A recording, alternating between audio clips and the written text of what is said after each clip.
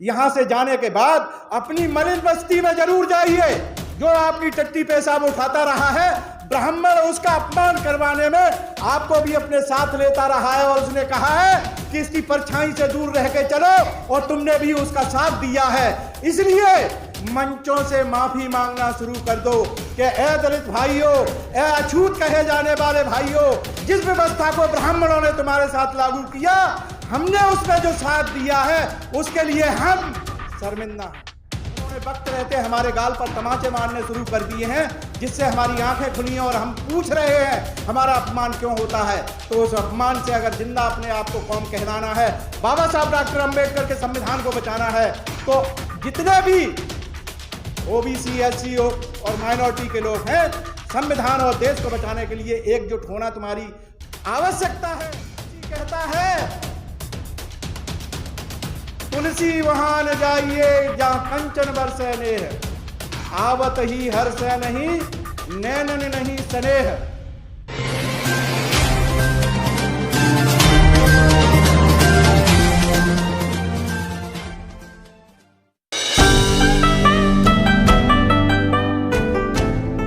आप लोग भी अपनी अपनी महिलाएं जिनके पास हैं, अपने साथ अपने संघर्ष में जिस दिन जोड़ लोगे, ये देश बदल जाएगा, इस देश का संविधान बच जाएगा। नारी शक्ति को जगाना हमारा सबसे प्राथमिक कार्य होना चाहिए।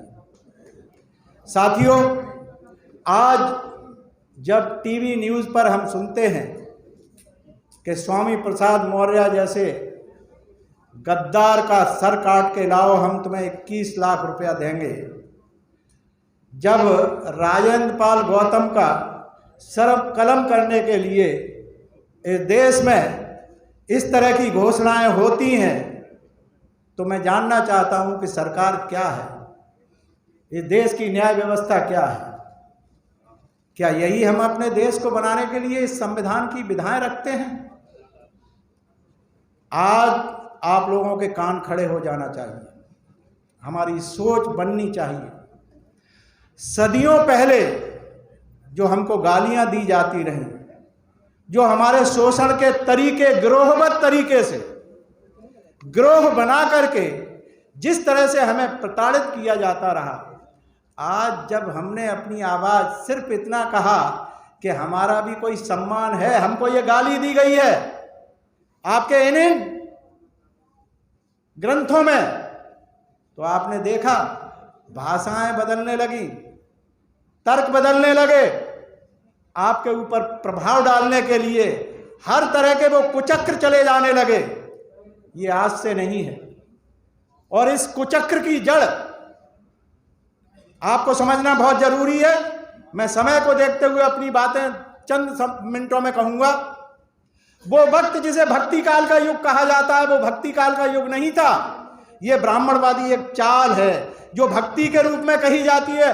वो उस समय का ब्राह्मण विरोधी आंदोलन था, जिसमें गुरु नानक, नामदेव, रविदास, कबीर, जिन्होंने खुलकर इस बात के लिए कहा कि इस देश को बर्बाद अगर किसी ने किया है तो ब्राह्मण ने अपनी जातिवादी व्यवस्था बना के किया है।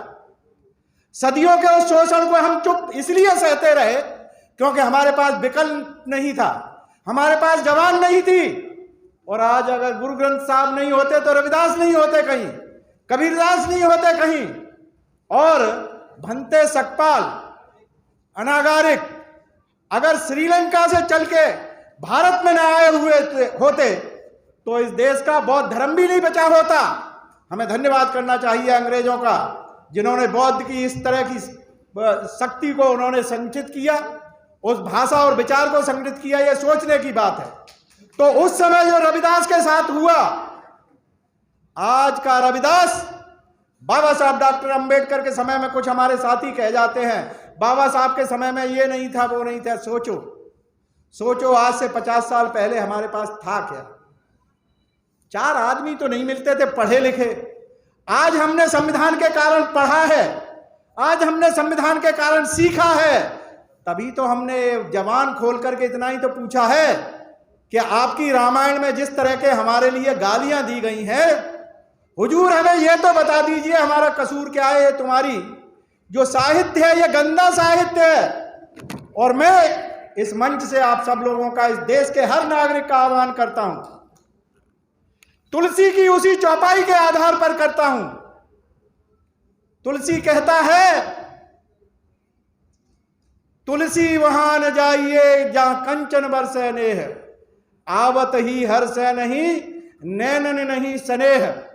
तो साथियों, जब हमारा सम्मान इन ग्रंथों में नहीं है तो हमें इन ग्रंथों को असामाजिक, मानव विरोधी और गंदा साहित्य बना करके एक तरफ फेंक देना चाहिए।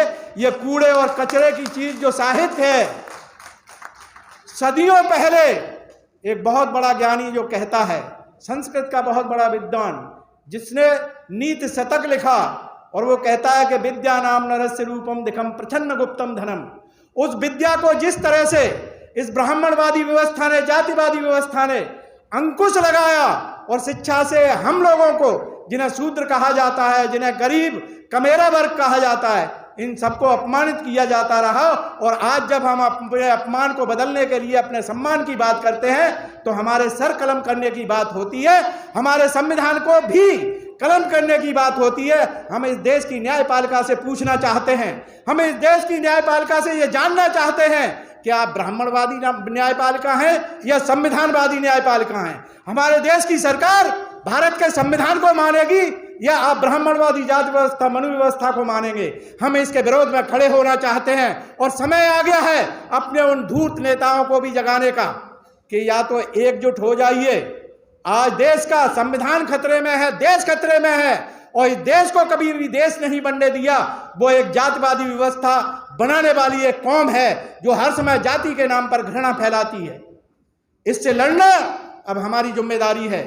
भाई स्वामी प्रसाद मौर्य ने जो संकल्प लिया है, जो अपनी बात कही है, कोई संकल्प नहीं, बात कही है कि ये अपमानजनक टिप्पणियां आपके ग्रंथों में लिखी गई हैं, इसके लिए आप क्या निर्णय लेना चाहते हो?